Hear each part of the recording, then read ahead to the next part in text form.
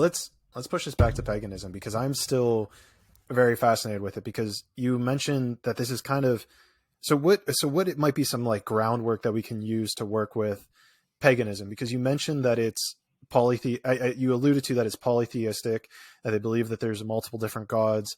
And what are kind of like, are there like bedrock tenets that, because then there's also different types of paganism, right? You're saying there's Celtic pagan, you say that you're Norse pagan.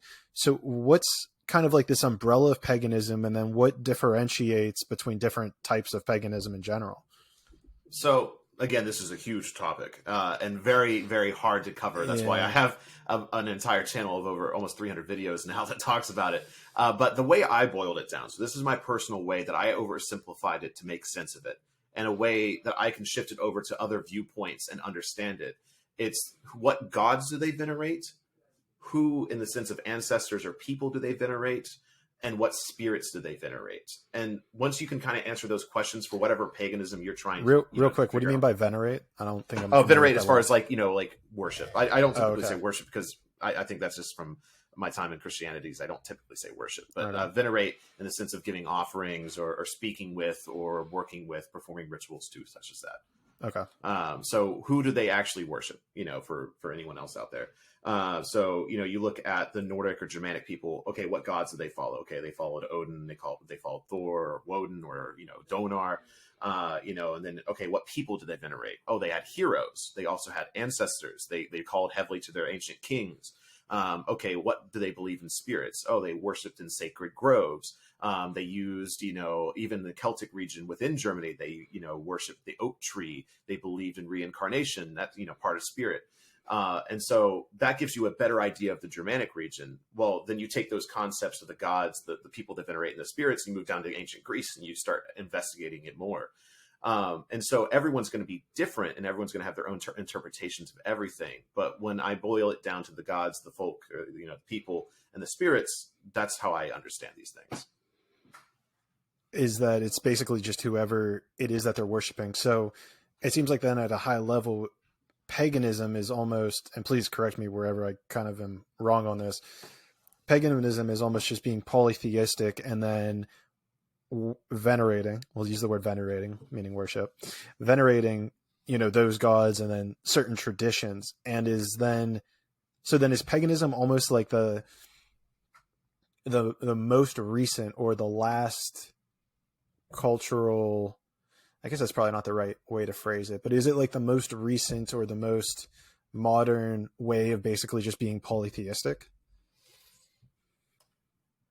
Well, I don't know if calling paganism the most recent makes the most sense, because I think when you're calling to this again with terminology, because technically Wicca is a fairly modern thing. Like the actual religion of Wicca is fairly modern, but the practice of witchcraft is very old. And then you say, if I say I'm a Norse pagan, the Norse pagan movement is fairly young. And yet, however, the ideas that are based around Norse paganism are very, very old. And so I would definitely say currently there is a revival of ancient traditions and ancient religions that are getting kind of roped into this, large pagan umbrella. Because there's just so much under there. Because like I said, Wicca, again, is fairly young, and yet that's under the pagan umbrella of something like, Norse paganism, and even people that are like Reconstructionists in the sense they're trying to do things exactly the way the ancestors did 2,000 years ago. And so it's just, it gets kind of complicated. But so, I don't know if that answers your question, but it's very complicated. Yeah. So let's take like timeline out of it, right? I guess maybe I'm still having difficulty understanding like what makes somebody pagan, because even as I go kind of through your content a little bit, it's like there's pagan clothing, there's pagans in Canada and Kentucky, just based on what you're creating and putting out there. Right. There's Celtic paganism, there's Norse paganism. So what is like the seed or the stem that combines all of these things together, that it's like, okay, I identify as pagan, but then of course, like I'm a Canadian pagan, I'm this, I'm that pagan, but like, what's the core of it that makes someone a pagan? Yeah, I don't know. I don't know if I have the authority to fully answer that, I guess, is the thing I'm struggling with here, because I don't speak for all pagans in a sense. But I guess if you had to say what is a pagan, is really, I guess, what is we're trying to answer here is a pagan is someone who follows, any non-conforming religion or non-traditional religion, I guess is maybe the best way to put it. Not the big five, not Christianity, not Islam, not Hindu, not Buddhist, but someone who follows, because I guess New Age would probably be the better term for that, like, in the sense of like New Age new religious movements, because a lot of times you hear the term neo-pagan, and that's all that means is new pagans. And so that, in the sense, encompasses a lot of people starting to follow this in the last 50 or so years.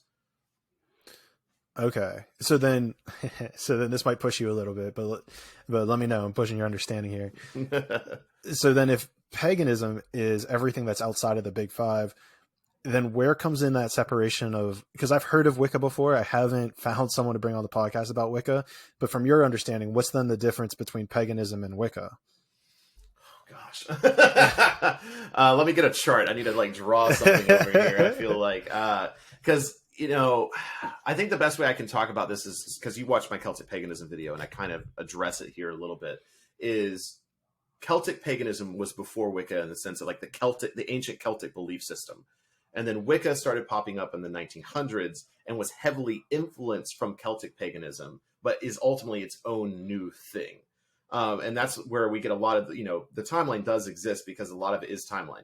I call myself a Norse pagan, but I'm influenced by the modern era, and yet I draw from an ancient root system. And so maybe that's ultimately the pagan concept, is drawing from something that is, pre-Christian, that is pre-monotheism, is the best way to put it. Okay. Yeah. And maybe that's a good way to illuminate it, because